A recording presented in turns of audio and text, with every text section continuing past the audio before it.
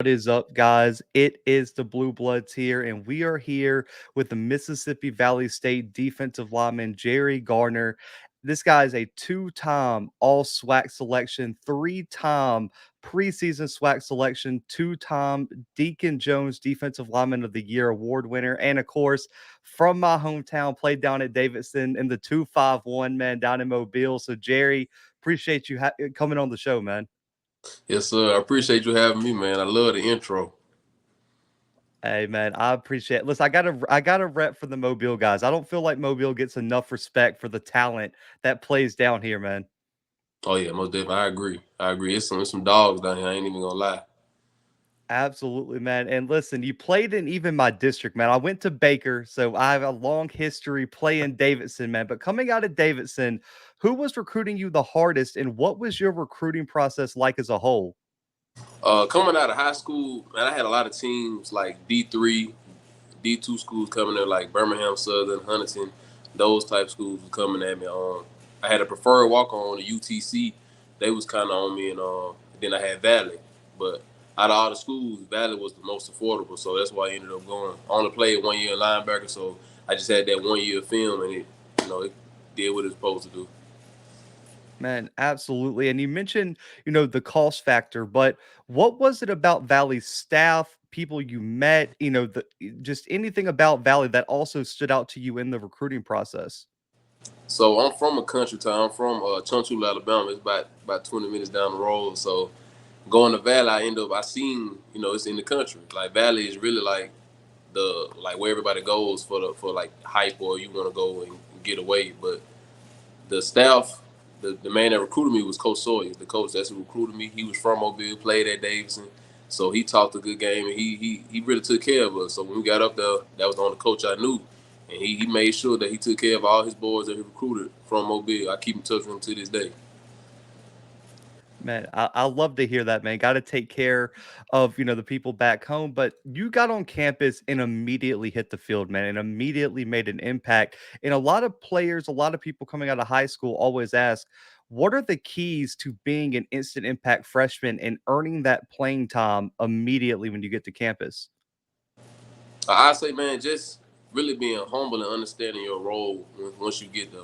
If you come in trying to and thinking you got the big head and thinking you're better than everybody else, you probably ain't gonna see the field as quick as you think. So I came in with the mindset I just want to get in the rotation. I want to do whatever I can to help the team or to catch the coach's eye because I'm still making a name for myself. I came in as a walk on, so a lot of the coaches really weren't looking at me to begin with. So I was doing whatever I could to catch their eye. So just working, man, working. Put your head down, work. When you get your reps, make the most of your reps. When they put you in that game, make sure you know what you're doing. Stay prepared, watching film, even in meetings. Make sure you're on time to meetings. Don't be late to workouts. They looking at all that. So that was my biggest thing.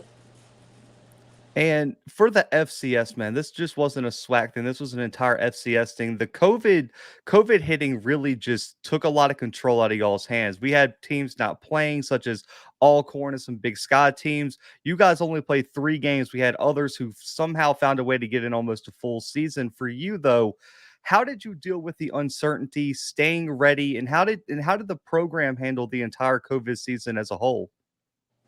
Man, it was a tough. That was a tough season. The game before, like our first game was supposed to be Jackson State. We couldn't even practice, but like we got like 6 practices in because most of the time we was getting shut down because of COVID, due to COVID, and just trying to stay in shape when we can't even go to the practice field. Like we'll try to sneak out there. The coaches passing by, they blowing horn. They like, nah, y'all gotta go. Like we couldn't even work out, so it was just trying to do little things. Like I get some of my homeboys. We'll go in the stairwell. We'll run the steps. We'll do like body weight workouts. So we just being around those people having that mindset, it was kind of helpful to know that they all got that drive. We gonna do whatever we can to make sure when we get out there, we gonna put some on the field, some type of product on the field. Man, I can't imagine having to go out there first game of the season and with 6 practices. I mean, you're talking about that's usually for a normal season, you would have all the spring, you would have summer, fall workouts. I mean, 6 practices is ridiculous, and you guys are running in the stairwell. Just shows the dedication, man. I love it. But looking back on your career, man, we know you're headed to the NFL draft. Looking back at your career at Valley, what letter grade would you give your career? Man. I give myself an A. I give myself an A because going against all the odds that were against me, man. I would give myself an A with all the circumstances I had to overcome. Yeah, I can't argue with that, man. Like I said, five-time All-American if you include preseason and postseason, winning Defensive Lineman of the Year awards. I got to give you an A too, man. I'm glad you gave yourself some credit because some players are way too hard on themselves. They'll be like F, and they're like a three-time All-American. It's like you can't give yourself an F in that right. scenario, but I got to meet him at the HBCU Legacy Bowl, but head coach Vincent Dancy is really making a name for himself in the SWAC, really turning Valley into a contender in the SWAC conference. What is he like behind the scenes, man? And what is making him such a successful coach at Valley? Just the way he carries himself. He's that type of guy. He's down to earth. He's gonna make sure he take care of his player that actually wanna help themselves. If you don't want to help yourself, it's not too much he can really do for you. So he's just that type of guy, man. Me and him, we can talk about anything. We can talk about life, and that's what I like. We connected on a whole different level outside of the field, and that's who I started it with. He came in as a defensive coordinator, and he stayed. He was the head coach, and he made sure I was straight from freshman year on up to senior. He took care of me. That's my guy, man. But he's a character. Like at practice, he gonna make you laugh. He gonna do all that. But when it's time to handle business, it's time to handle business. And he's a very gritty guy. I think people can see it on the field how we carried ourselves. He's tough, gritty, and that's just what we thrived on. We thrived on his energy. And I know you're leaving, man, but looking at the, I guess, trajectory of this program, what are the heights for Valley under Dancy that you think they can achieve? There really is no limit. When if Valley really buys in to Coach Dancy and gives him the resources and the tools that he needs, there is no limit to what Valley can be. We could just like how Deion Sanders has came in and changed that program around. Dancy can do the same thing. He's already doing it. It's already changing right now. Man, I'm excited. I know a lot of people are picking Valley as sleepers for this upcoming season, so I'm excited to see what he does. And of course, man, I know for the HBCU Legacy Bowl, what was an experience for everybody, especially for the inaugural HBCU Legacy Bowl. And sadly, no, I know you had to sit out of the game and some of the later practices, man, but you still got a chance to be in front of a lot of scouts, talk to a lot of people, and really promote yourself. What were your overall takeaways from the first annual HBCU Legacy Bowl? Uh, Really, man, it's a blessing to even put us in that spotlight. Because in the beginning, I know when I first came into HBCU, we really want to get a lot of exposure like that. So for them to put us on that platform and give us that chance to show our talents in front of those scouts was amazing. And even the off-field stuff, the off-field experiences that we had, those was like once in a lifetime experiences. I really don't, I ain't gonna, I don't travel like that. So to be out in New Orleans and to really get to see, the life out there, it was cool. Man, they had you guys packed. I mean, from practices in the morning all the way. I mean, they had you guys doing events till like 11 o'clock at night. I'm like, man, these guys are going to sleep for 5 days, man. Man, they took care of us though. Like from the gear on down, they took care of us. They really did. Yeah, man, it was a great event. And I know there were a lot of scouts there, and I always like to ask people this. What was some of the feedback you got from the scouts and coaches that were at the HBCU Legacy Bowl? I really didn't get to talk to a lot of scouts at the Legacy Bowl because of what happened, the unfortunate event that happened. So I didn't really get to practice and talk and really interact with them like that. So yeah, Man, listen, it's coming. I know at the combine you showed out too, man. So kind of speak on that experience too, because I was there in Mobile for the HBCU combine, and your name was buzzing around just due to the athleticism and the show you put on there. So, what was that experience like to be also not just at the Legacy Bowl in the inaugural version of that, the inaugural HBCU combine as well? man, that was an amazing feeling. Like feeling like no other. I'm the only kid from Valley, the only guy from my city to be in that combine. It's the first one. So I was like, man, I'm making history right now as we speak. So that was my biggest thing. Like, man, when I go out here, I'm just gonna give it my all. I'm gonna leave it all on the field. I didn't want to leave out no workouts. I was like, I'm gonna do everything. I don't care how cold it is. I'm finna do everything. Like I'm finna catch somebody eye. That was my goal. I'm gonna catch somebody eye today. And man, God worked it out for me. He really did.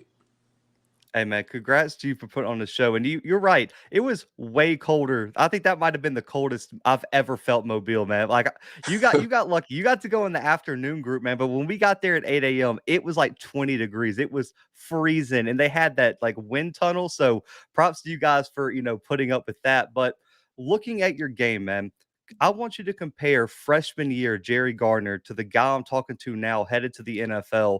How has your game evolved throughout your time at Valley? Man, starting off as a freshman, I was just raw, man. I didn't know nothing. Like I came in for as a linebacker, and they moved me to DN because I was the biggest linebacker they had. I was like 258, so they moved me to DN. All I knew was rip and get to the ball. That's all I knew. So from there, man, my junior year was when my game really started. Like I say, sophomore year is when it started evolving. My coach, he was teaching me different pass rush moves, and then my junior year when I got under Coach Moody, Coach Darian Moody, that's when it really changed. That's when the light bulb clicked. He showed me different how to read backfield sets and different things like that to know what to expect before the play started, and it made me look that much faster. The different pass rush moves he taught me made me just, it was like it amped my game up so much, and from there it just took off. And so I was, now I can teach other players, like it's players under me, younger dudes under me that I'm teaching these different moves to, and to help them. Man, I love it. I know everyone talks about the game slowing down in that light bulb moment. So I think that's awesome. But looking at your game, man, you're a very unique player because I feel like you could fit multiple roles in the defense due to your size and athleticism. But looking at the NFL right now, who do you feel like you model your game after the most? Yeah, like so, man. I'm really a big fan of James Harrison. So yeah, he was an undersized end. They say I'm undersized, 6'1", 6'2" DN. So I feel like I model my game after him. He really used that to his advantage, and he played with that grit. He showed people that he belonged there, and that's what I'm trying to do.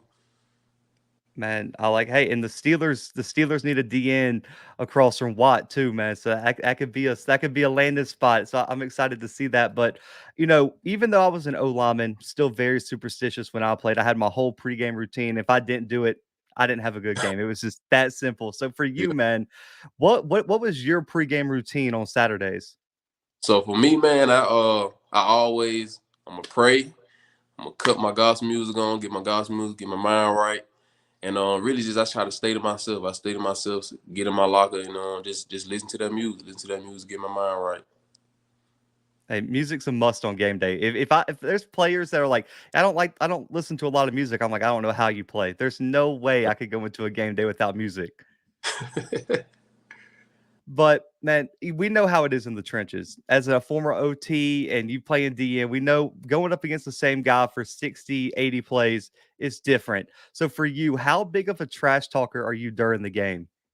Man, I don't even talk unless I get real mad. But like, bro, I don't even really talk. Like I say, man, I'm a silent assassin, man. I'm gonna let my play talk for me. Oh man, I love it. So since you're not the trash talker, who's the trash talkers on Valley? The trash talk, man. My homeboy VJ played linebacker. He was number 12, number 99, Jalen Bell. He talked. Who else? Keontae Daniels. He played safety for us. He talked. So them most of it was the trash talkers on our team. There's always some on the defense, man. The defense always gets thrown under the bus. Every offensive player I have on here, they always blame it on you guys. They're like, we don't talk. It's always the defensive guys. So I Most have to definitely. ask that. But looking at your game, man, you don't have to give away all the secrets, but what is one of the biggest mistakes an offensive lineman can make against you? Underestimate me. If you walk out there thinking, Jerry, he just, oh, that's hype. He 2 time all sway. That's hype. I'm gonna show you. Like, don't ever underestimate me. Respect my game. Respect who I am. I love it. And looking back, we can do this season and then your career. What is one game you wish you could play one more time? I said the game against Jackson State. Yep, Jackson State. That was great. Like the fans, the atmosphere. That was like, man, it was amazing. I ain't never been in a packed out crowd like that at Valley since like probably my sophomore year. So it was a great feeling. It was a tight game. We really should have won that game. It was a good game, man. Oh man, listen, you guys gave that offense more. I think that was probably the worst performance that offense had all year outside of, I think, FAMU week 1. I mean, Hmm. you guys forcing turnovers and getting in the backfield, man. It was a really good game, but give us some credit to the other side of the ball, man. Looking at your career, who are some of the best offensive players you've ever had to deal with? Uh, I say I played against Titus Howard my freshman year, so that was the best tackle I ever went against, Titus Howard. Um, this year was Akil Glass. That was somebody we could not stop. Like he had his probably had his best game against us. Like he was putting it on the money. So yeah. Uh, running back, I say Ezra Gray. Ezra Gray, I like him. Oh man. Hey, three good choices. I mean, there's a reason Titus was, I believe he went first round to the Yeah, first, Texans that year. So I mean, different kind of guy right there. And I know Akil and Ezra, teammates at the Legacy Bowl for you. I mean, that they're both going to have great careers as well. But we know what this draft process is like, man. Especially me covering FCS, you being a player. Everyone seems to look at the FBS guys first, and then they come to FCS. So, what is your response to those who may overlook you for playing at the FCS level? I said, man, they missing out on their diamond in the rough. All we ask for really, man, is an equal opportunity. You give me that chance, I get my foot in the door, and it's it. That's all I need. I just need that crack so I can slide in and make the most of it. Man, I love it. And I'm sure you're going to be asked this question if you already haven't.